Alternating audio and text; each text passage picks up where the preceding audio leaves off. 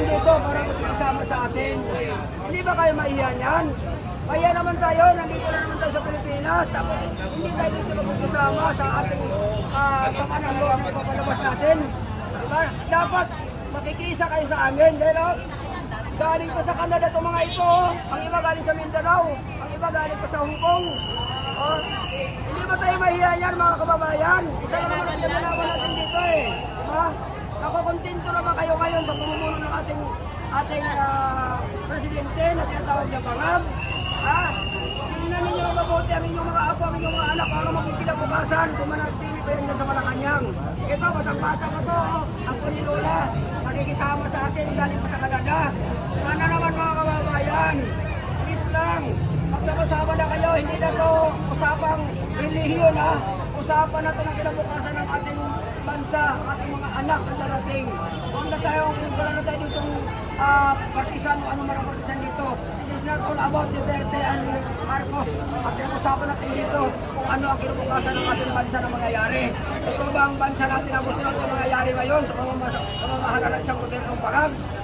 Pagmula sa namumuno from president, papunta sa legislator, galing sa mga congressman, mayroon pa ba tayo makukuha sa kanila? Para sa akin, dapat i-abolish na yung Congress na yan sa senador. Hindi dapat kailangan yung mga senador na yan.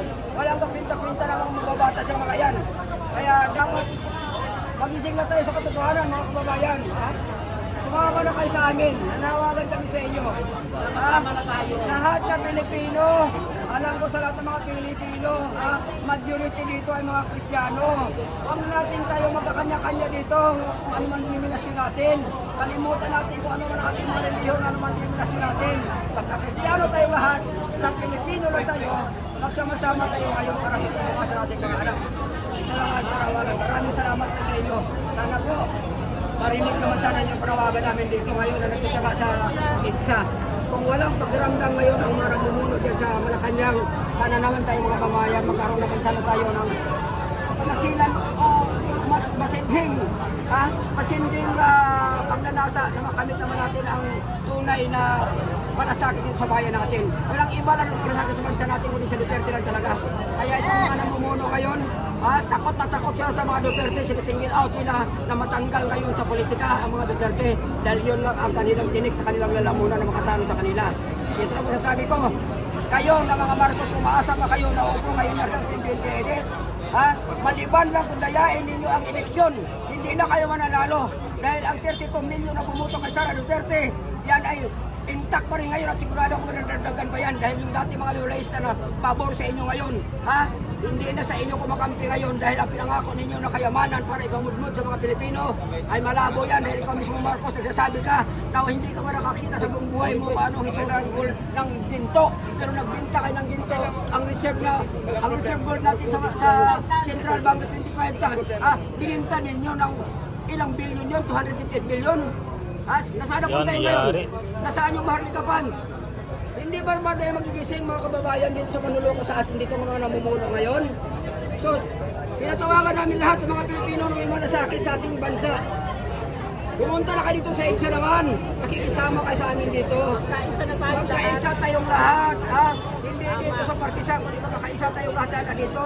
Alam ko naman na isa lang naman ang ating layunin dito. Yun ang aking masasabi. Kung sino pang gusto masasalita dito, isa lang ang damdamin namin dito. Isa lang boses ang aming dito na lumalabas sa aming bibig. Marcos, mag-resign ka na. Iyon ang aming hangarin sa inyo. Marcos, resign! Marcos, Marcos, resign! Marcos, resign! Marcos resign! Marcos resign! Marcos resign!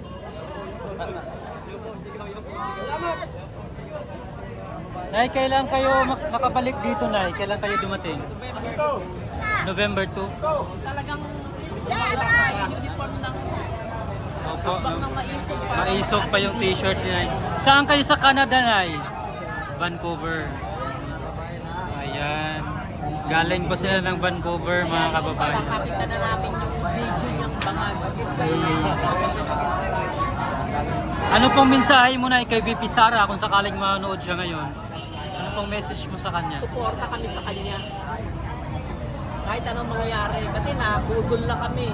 Kaya kailangan tumindig na. Kasama natin lahat ng mga taga-Vancouver. Pakilike ang ating live mga kababayan. Maraming Vancouver, Canada. November 2 sila dumating. Bagong dating po. Isang senior citizen. Domirenzo sa laban tayo. May isog ka na ba po kayo? Okay. May isog Canada. Kasama si nanay sa may isog ka na. Thank you. Galing pa ba kayo ng Vancouver? Ayan o. Kasama na sa may isog. Ayun pala. Kasama niya po ang kanyang. Talagang umuwi ako para kasama sa ano. Pagtitipon-tipon.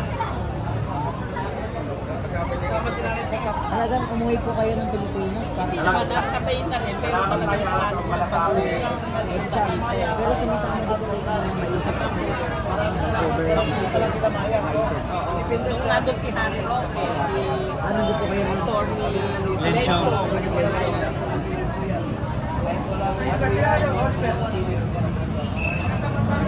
Sana marami naman sumama. Para tuloy-tuloy na. So araw-arawin niyo na po dito sa EDSA. Pag may kasama ako, Pero kailan po ang nag-start na pumunta ng EDSA? malabo na ko. Kailan po ang nag-start na pumunta ng EDSA? Ha? Kailan po ang nag-start na pumunta ng EDSA? Ngayon pala, Ngayon pala. kasi marami din inaasikaso. Pero hindi pwedeng hindi ako makarating dito. Lagi bumalik naman. Saan niyo po nabalitaan na may pagbibigod po ngayong Friday? Alam ko na naman eh, yung Friday meron na. It's a Friday group. Tama. Tables pa lang eh. Opo. Sinusubayban na talaga ng year.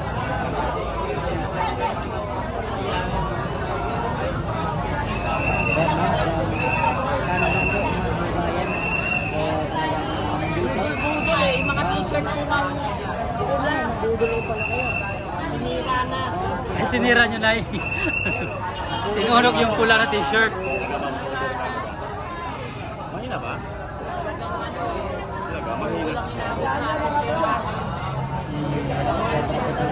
Maraming OFW ang nabudol. Maraming OFW po ang nabudol.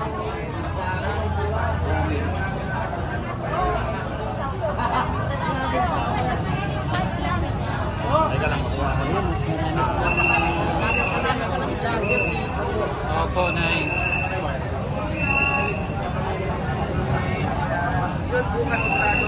Ayun po, last na lang po ma'am. Ano po yung mensahe niyo kay Vice President Sara Duterte?